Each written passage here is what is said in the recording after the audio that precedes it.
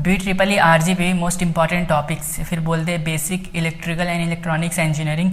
बहुत सारे कमेंट्स आ गए इससे रिलेटेड, तो बी ट्रिपल ई के ऊपर वीडियो बनानी बहुत ज़रूरी थी। एंड आज हम लोग एनालाइज करेंगे बहुत सारे प्रीवियस ईयर क्वेश्चंस 3-4 साल के कि कौन से क्वेश्चंस रिपीट हो रहे हैं। एंड कुछ बहुत इंपॉर्टेंट थ्योरीज बताऊंगा। बहुत सारे स्टूडेंट्स हैं जिनको बी ट्रिपल ई के न्यूमेरिकल्स पार्ट में प्रॉब्लम है। बहुत सारे लोगों को क्योंकि मैथमेटिक्स 2 ऑलरेडी है, ईडी ऑलरेडी है, मैथमेटिक्स 1 भी बहुत सारे लोगों का बैक है, इसमें एक और न्यूमेरिकल बी ट्रिपल ई का कहाँ से ही पढ़ेंगे। तो बहुत सारे लोगों को बी ट्रिपल ई के न्यूमेरिकल्स में प्रॉब्लम है, तो don't worry, B triple E only theory पे निकल सकता है, बहुत ही अच्छे मार्क्स से निकल सकता है। ठीक है, बी ट्रिपल ई में इनफ थ्योरी है, इतना थ्योरी है ना कि 45 to 50 मार्क्स कंफर्म मैं बता सकता हूँ कि ये पढ़ लोगे तो 45 to 50 मार्क्स कंफर्म हो जाएंगे बिना एक भी न्यूमेरिकल बनाए। ठीक है, ओनली थ्योरी बेसिस पे। तो ये वीडियो स्पेशली ओनली थ्योरी वालों के लिए है जिनको मतलब न्यूमेरिकल्स नहीं आते हैं। एंड जिनको न्यूमेरिकल्स आते हैं उनको बहुत कॉन्ग्रेचुलेशंस, बहुत अच्छी बात है, बट बहुत से लोगों को नहीं आते हैं, आई नो डैट। तो इसलिए न्यूमेरिकल्स छोड़ के न्यूमेरिकल्स बाद में बता दूंगा, पहले थ्योरी बता रहा हूँ, ओनली थ्योरी पार्ट जो हमेशा आते हैं। कॉपी और पेन लेके बैठ जाओ, कुछ बहुत इंपॉर्टेंट टॉपिक्स जो लिखवा रहा हूँ पहले लिख लो, उसके बाद प्रीवियस ईयर क्वेश्चंस को एनालाइज करेंगे। सो हेलो नमस्ते, अस्सलाम वालेकुम, मैं हूँ Farooq, third year student of CSE, sorry भूल जाता हूँ, final year student of CSE। And चलिए शुरू करते हैं without wasting any time. Copy और पेन लेके बैठ जाओ, फिर क्वेश्चंस के कुछ टॉपिक्स बता रहा हूँ, इनको लिखना। सबसे पहला टॉपिक, सबसे पहला पॉइंट, DC सर्किट्स क्या होता है। ठीक है, किरचॉफ्स लॉ बहुत इंपॉर्टेंट है, KVL एंड KCL ये हो गया, ओम्स लॉ जो भी स्क्रीन पे दिख रहा है ना, देख लो एक बार, मैं पढ़ के बता दे रहा हूँ, स्क्रीन पे जो लिखा है ना, पहले इन सबको नोट करो। DC circuits, Kirchhoff's law, KVL and KCL, Ohm's law, superposition theorem, इन सब के डेफिनेशन है। बस 4-5 लेंगे डेफिनेशन से और कुछ नहीं, जाके ChatGPT पे सर्च करना, एक एक डेफिनेशन मिल जाएंगे सबके आपको। स्टार डेल्टा ट्रांसफॉर्मेशन क्या होता है, मेश एनालिसिस क्या होता है, एवरेज वैल्यू कैसे निकालते हैं, पावर ट्रायंगल क्या होता है, RMS वैल्यू कैसे निकालते हैं, RLC सर्किट्स कैसे निकालते हैं, ट्रांसफार्मर्स क्या होता है, ट्रांसफार्मर्स के पूरे डायग्राम बनाना सीख लेना। ट्रांसफार्मर हमेशा आता है क्योंकि इलेक्ट्रिकल का सब्जेक्ट है, तो ट्रांसफार्मर तो आएगा, ट्रांसफार्मर हमेशा आता है, उसके डेफिनेशंस, ट्रांसफार्मर होता क्या है, ट्रांसफार्मर के डायग्राम्स कैसे बनते हैं, ठीक है, ये सब सीख लेना। और इलेक्ट्रिक मैग्नेटिक सर्किट, फिर मैग्नेटिक फ्लक्स क्या होता है, फ्लक्स डेंसिटी क्या होता है, DC जनरेटर क्या होता है, DC मोटर्स क्या होते हैं, DC मोटर्स बेसिकली होते क्या हैं, पूरे DC मोटर, AC मोटर क्या होते हैं, ये सब सीख लेना। और वर्किंग ऑफ DC मोटर पूछ देता है, PN जंक्शन क्या होता है ये देख लेना। और उसके बाद रेक्टिफायर्स क्या होते हैं, RS flip flop and JK flip flop, RS flip flop क्या होता है और JK फ्लिप फ्लॉप क्या होता है। ये हो गए इतने टॉपिक्स। इसमें भी तुम कुछ चाहो तो मैं बता सकता हूँ, तुम क्या हटा सकते हो जो कि थोड़ा सा ज़्यादा अननेसेसरी हो गया है, वो है DC वाला। DC मोटर्स और DC जनरेटर क्या होता है ये हमेशा आता है, टाइप्स ऑफ DC मोटर ही पूछता है।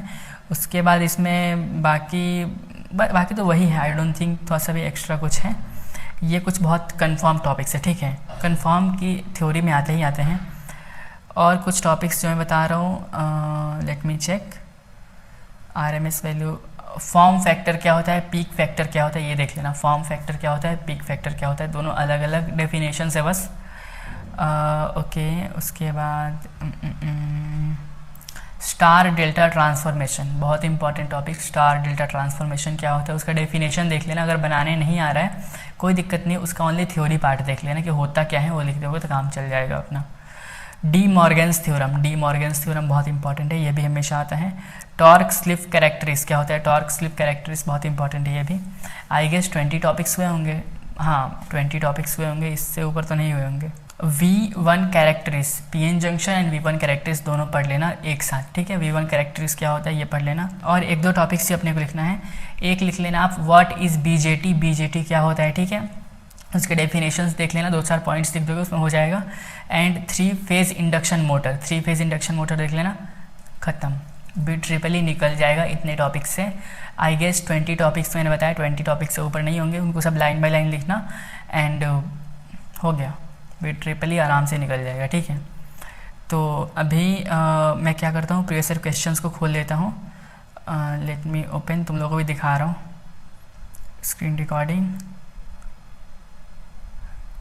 हाँ हो गया, previous RGB previous year questions, BTech CSE first semester, let me check.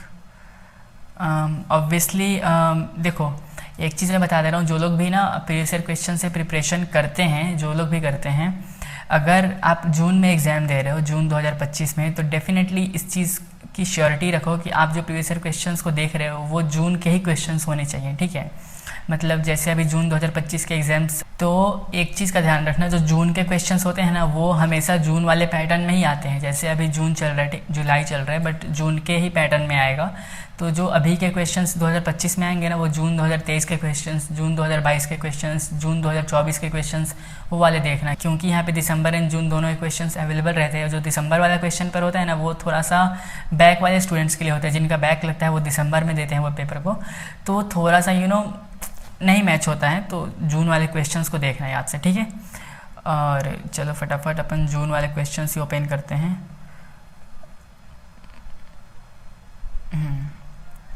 यहाँ पे दिसंबर 2024 के क्वेश्चंस हैं 104, बट जून 2024 के क्वेश्चंस अवेलेबल नहीं है, अभी अपलोड नहीं हुए हैं। तो जून 2023 के क्वेश्चंस देखते हैं।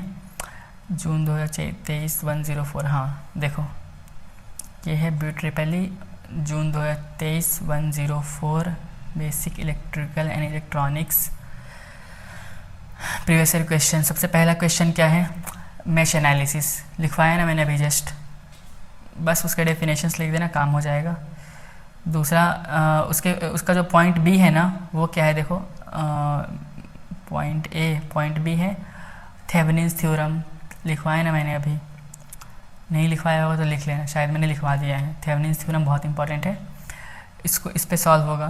तीसरा क्वेश्चन 2 का पॉइंट बी देखो, क्वेश्चन 2 का पॉइंट ए रहने दो, ठीक है, वो थोड़ा सा लेंदी है, उसको स्किप करो। क्वेश्चन 2 का पॉइंट बी देखो, RMS value, average value, form factor, peak factor, चारों मैंने सबसे पहले लिखवाए थे ना। RMS value, average value, form factor, peak factor, ये चारों कितने मार्क्स के क्वेश्चन है ये?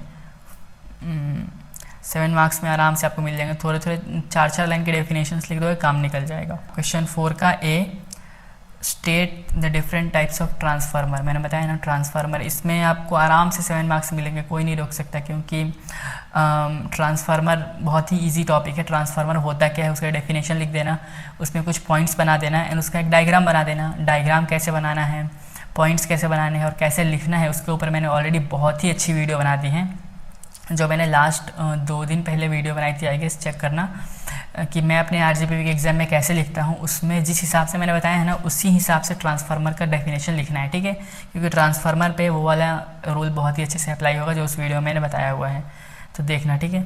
4 का ए, ट्रांसफार्मर क्या होता है उसके डेफिनेशंस लिख के एक डायग्राम बना दोगे, अच्छे मार्क्स मिल जाएंगे। 4 का बी नॉट इम्पॉर्टेंट, ठीक है, स्किप करो। 5 का ए, सिंगल फेज, ये भी न्यूमेरिकल है। उसके बाद अपन बात करें, हाँ 5 का बी देखो, जो मैंने लिखवाया था सबसे लास्ट में, 3 फेज इंडक्शन मोटर, उसके ऊपर बस डेफिनेशंस लिखने हैं, उसके कुछ एग्जांपल्स लिखने हैं, उसका एक छोटा सा डायग्राम बना देना है, हो गया, 7 मार्क्स मिल गए। तो ये भी कंफर्म टॉपिक है। 6 का ए देखो, 6 का ए भी न्यूमेरिकल है, उसको रहने दो। 6 का बी, हाँ 6 का जो बी है ना, ये क्वेश्चन है कि याद से याद कर लेना, बहुत इंपॉर्टेंट क्वेश्चन है। Discuss about types of loses occurring in electrical machine, बहुत इंपॉर्टेंट है, इसको ध्यान से पढ़ना, ठीक है। 7 का ए, V1 कैरेक्टरिस्टिक्स, मैंने बताया ना, मैंने लिखवाया है ऑलरेडी, PN जंक्शन मैंने वो भी लिखवाया हुआ है, इन दोनों के डेफिनेशंस देख लेना। 7 का बी नॉट इम्पॉर्टेंट, रहने दो। उसके बाद 8 देखो, क्वेश्चन 8 पे देखो, क्वेश्चन 8 पे पहला है RS फ्लिप फ्लॉप, मैंने ऊपर ही लिखवाया था। स्टार डेल्टा ट्रांसफॉर्मेशन लिखवाया है। D Morgan's theorem, torque slip characteristics, देखो सारे उन टॉपिक्स में मैंने लिखवाए हुए, ये चारों टॉपिक्स आए हुए हैं, ठीक है। तो ये चारों बहुत इंपॉर्टेंट है, जो कि ऑलरेडी तुम्हारे कॉपी में लिखे हुए हैं, डोंट वरी। ये हो गया क्वेश्चन 2023 का, ठीक है। अब 2022 के क्वेश्चन पर खोलते हैं, लेट मी चेक। 104 जून 2022, ठीक है। जून 2022 कहाँ गया, ये देखो जून 2022 में पहला क्वेश्चन क्या है, KCL एंड KVL लिखा है ना, देखो अपने टॉपिक्स में KCL एंड KVL जो कि आया हुआ है यहाँ पे, उसके एग्जांपल्स लिखना है, उसके डेफिनेशंस लिखना है, हो गया। सुपरपोजिशन थ्योरम, क्वेश्चन 1 का बी देखो, सुपरपोजिशन थ्योरम जो कि सबसे पहले लाइन में ही लिखा हुआ है, देखो।